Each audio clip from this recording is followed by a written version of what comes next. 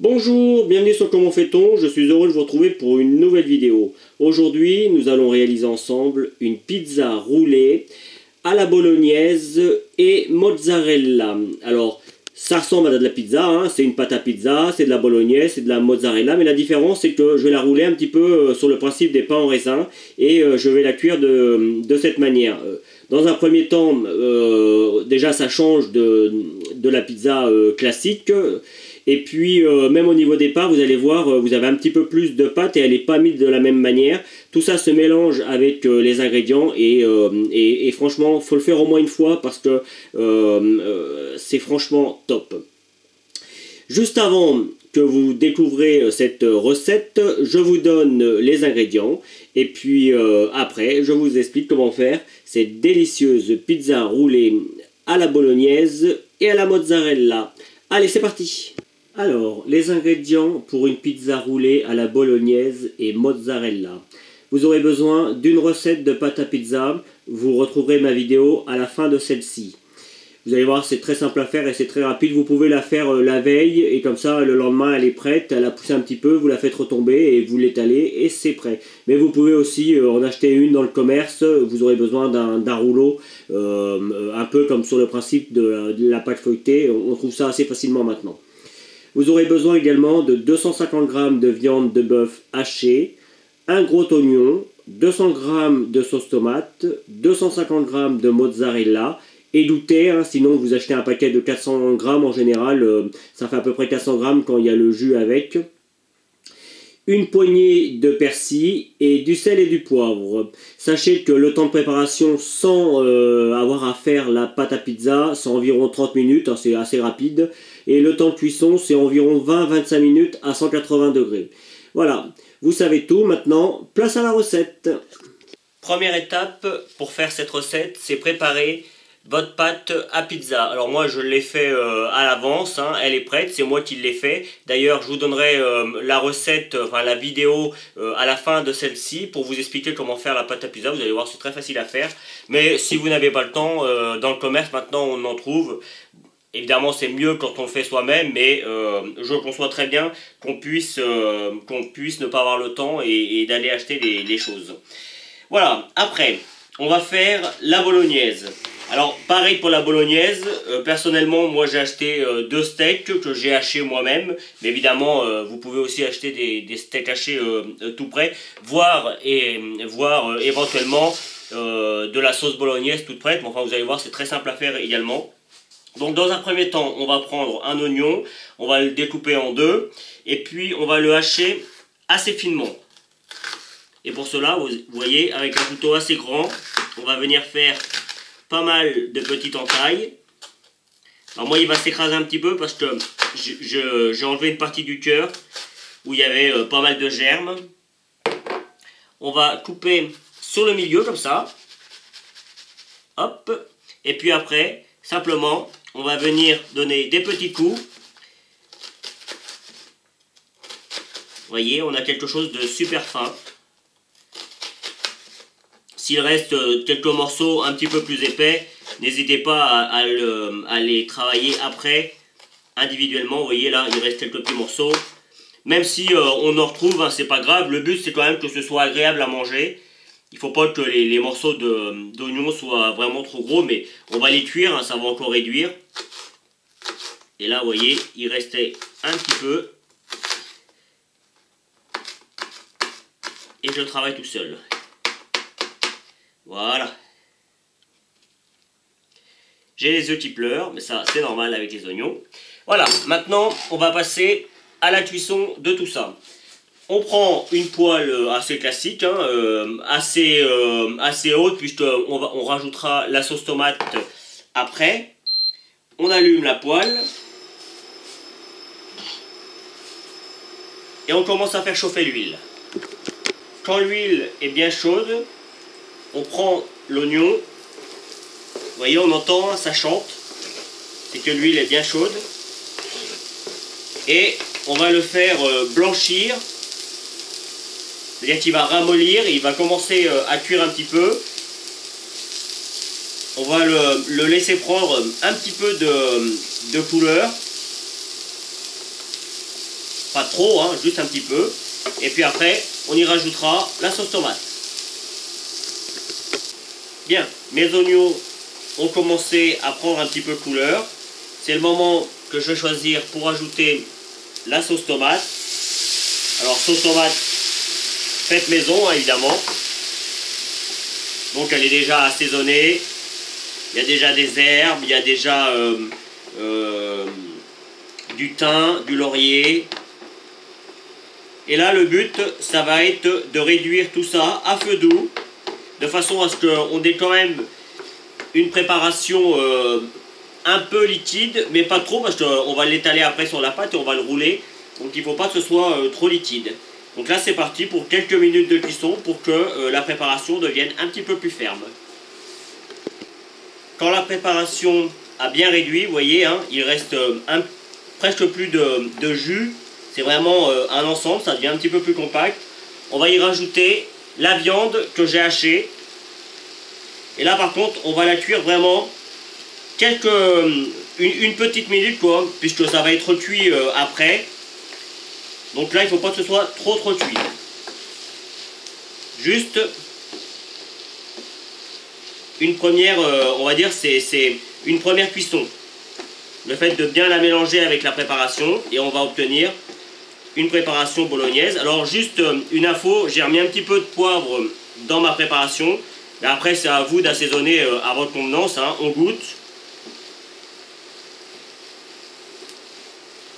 Voilà, là le but c'est vraiment de mélanger la viande avec les oignons, avec la sauce tomate.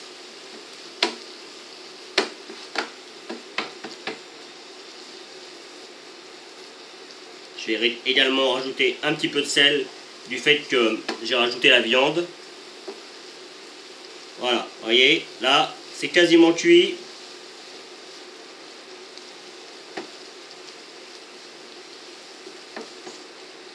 Voilà, là on coupe. J'ai vraiment pas mis longtemps. J'ai juste rajouté un petit peu de sel.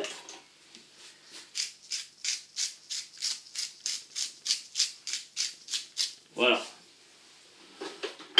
Hop, je mélange et je vais laisser refroidir un petit peu avant de mettre ça sur notre préparation, sur notre pizza. On ne voudrait pas que celle-ci gonfle trop vite. Donc on va laisser refroidir un petit quart d'heure, pas longtemps, histoire que c'est un petit peu plus tiède, on va dire. Et de cette manière, on va avoir le temps justement de travailler la pizza. On reprend la pâte à pizza au bout de 20 minutes hein, que notre préparation a commencé à refroidir.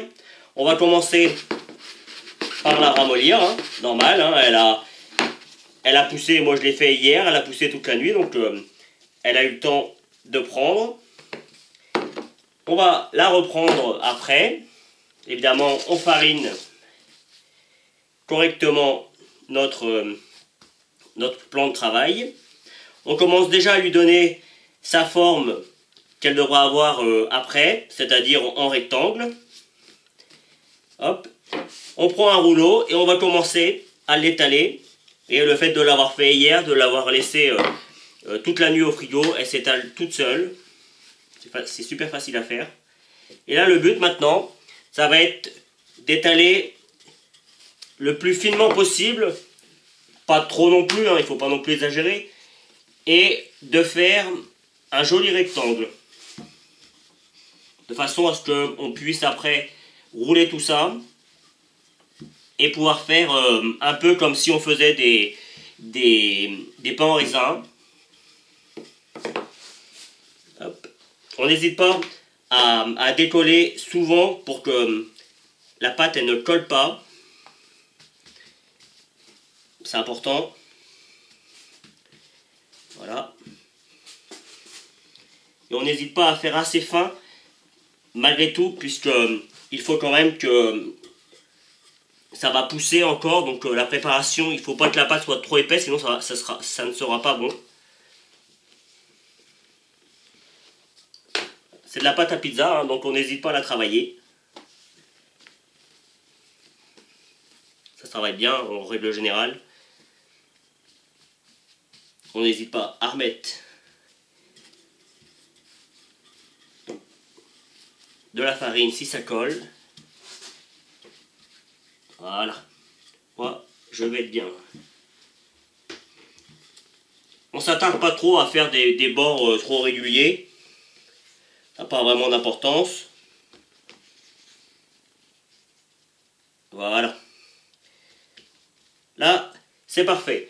On va maintenant attendre quelques minutes que celle-ci se repose un petit peu. Et puis on va pouvoir commencer à étaler notre préparation dessus. Bien. On va reprendre notre préparation. On va venir en étaler sur toute la surface. Alors on n'hésite pas. Au début, il vaut mieux en mettre un petit peu partout et puis après en rajouter pour être sûr qu'il y en ait assez. Comme moi, je l'ai quand même roulé pas mal. Mais comme on va rouler, puis rouler et encore rouler, il y aura de la viande et de la sauce tomate partout. La préparation, bref. On va jusqu'en haut, hein, bien évidemment. Quand on arrive en haut, on peut laisser un petit espace pour pouvoir fermer. Vous savez, quand on va arriver à la fin de notre rouleau, à un moment donné, c'est comme au début, on laisse toujours un petit espace pour être sûr de pouvoir bien travailler l'ensemble. Et le fait de l'avoir laissé refroidir, ça permet de pouvoir mieux l'étaler. C'est plus facile à travailler. Voilà.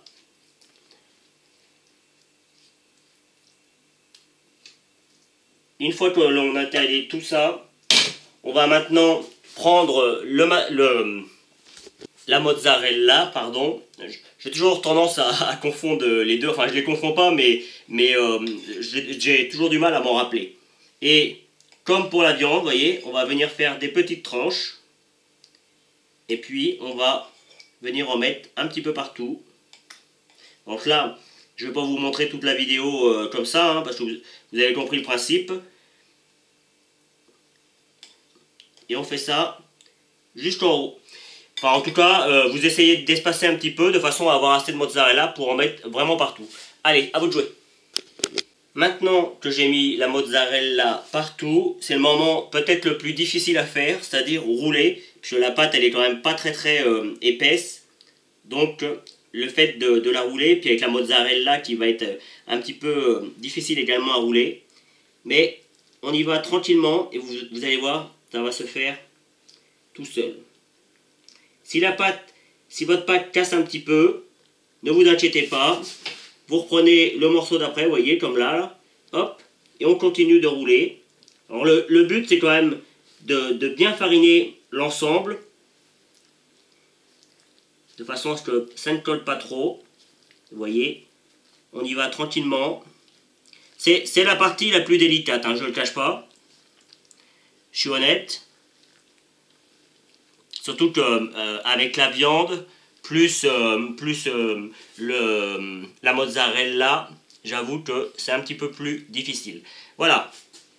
Je vais essayer d'approcher. En temps normal, j'aurais laissé mon rouleau là où il était, ça aurait été plus facile pour moi. Mais pour que vous le voyez bien, je vais essayer de l'approcher. Voilà. Juste pour vous montrer également qu'on peut le travailler sans trop de difficultés. Et là, maintenant, alors je vais juste me décaler comme ça.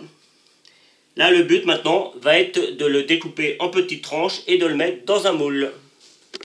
Alors, j'ai pris un moule assez grand. C'est un moule qui se défait, vous voyez, avec la petite...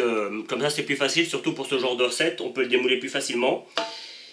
Juste une petite chose. Si vous avez peur d'avoir du mal à le découper, vous pouvez, une fois que vous avez terminé le rouleau, vous pouvez le mettre sur une plaque et le mettre au frigo pendant une grosse demi-heure. Ça va durcir l'ensemble et ça sera plus facile pour vous pour le découper. Moi, bon, j'aurais pas tendance à dire que j'ai l'habitude, mais un petit peu quand même. Donc du coup, je vais le découper directement. Donc pour le découper, on fait des tranches d'environ un bon centimètre. Et vous voyez, simplement, un peu comme si on faisait des pains en raisin. Et on vient le déposer directement dans le moule. Alors je vais essayer de faire en sorte qu'on voie bien ce que je fais.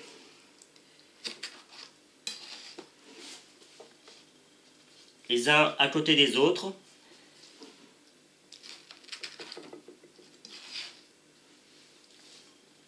Et on n'hésite pas à lui redonner un petit peu sa forme ronde.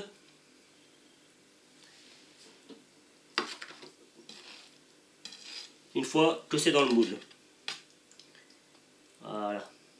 Et on laisse également un petit peu d'espace. Puisque ça va pousser encore un petit peu.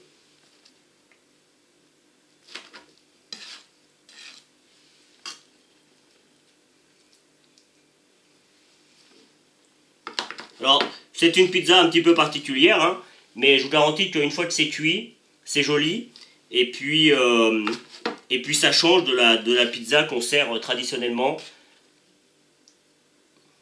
Ça fera parler un petit peu les curieux. Après on met au milieu.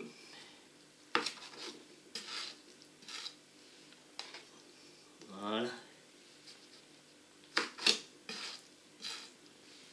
Allez, encore un. Là, comme le petit bout, il y avait un petit bout là, et qu'il m'en reste, je vais en mettre un bout un peu plus gros. On va le mettre dans ce sens-là, il est plus joli. Voilà, comme ça. Et puis, il m'en reste encore un petit bout. Je vais pousser celui-là, celui-là, et je vais le rajouter. Voilà, comme ça. Tout est mis. Voilà. Personnellement, moi, je vais mettre un petit torchon dessus. Je vais le laisser 20 minutes, une demi-heure, de façon à ce que la pâte repousse un petit peu. Et puis, je vais préchauffer mon four à 180 degrés. Et ce sera parti pour une cuisson d'environ 20 minutes. Mais je vous montrerai une fois que ce sera terminé. Allez, on laisse reposer. Et puis après, c'est parti pour la cuisson. Je viens juste de le sortir du four. Alors, ça a mis à peu près 20-22 minutes hein, de cuisson. Juste avant de servir, il faut attendre un petit peu pour que les parois se décollent bien. 4-5 minutes avant de servir. Et juste, vraiment au dernier moment, quand vous allez servir, vous prenez du persil frais évidemment. Vous le mettez un petit peu en boule comme ça. Et puis, à l'aide d'un ciseau, vous en coupez des petits morceaux que vous mettez un petit peu partout. Ça donne un petit peu de couleur. Et puis en plus, le persil, c'est bon. Voilà. Je ne sais pas si vous entendez, mais c'est mon four qui sonne. Voilà. Hop. Je vais donc attendre un petit peu, moi, que ça refroidisse. Et puis après, je vous le présenterai démoulé pour faire la fin de la vidéo. Et voici le résultat final. Alors, je ne vais pas vous en découper un morceau, hein, puisque vous avez très bien compris comment ce sera à l'intérieur. Hein, ce sera de la même façon que dessus. Si vous voulez avoir quelque chose d'un petit peu plus riche en tomates, je vous conseille de mettre un petit peu de concentré de tomate pour avoir une couleur un petit peu plus rouge, pour faire un petit peu plus pizza. Mais franchement, là, on est quand même sur la base de la pizza à la bolognaise. La mozzarella prend beaucoup de place, ce qui fait qu'on a quelque chose d'un petit peu plus clair, mais c'est tout à fait normal. Je vous garantis, moi j'ai qu'une envie, c'est de déguster tout ça.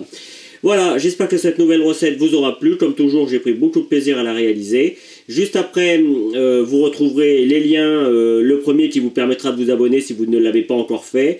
Le deuxième qui vous permettra d'aller sur mon site commentfaiton.com où vous retrouverez toutes mes recettes. Et puis, je vous donnerai des recettes.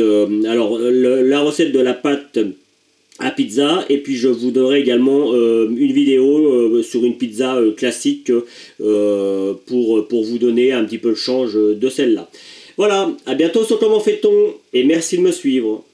Vous pouvez vous abonner maintenant soit ici dans le coin, allez sur mon site internet où vous retrouverez toutes mes recettes, et puis consultez les deux vidéos qu'il y a ici qui correspondent à des vidéos que soit je vous ai données dans la recette, soit qui correspondent à la recette en question. A bientôt sur Comment fait-on.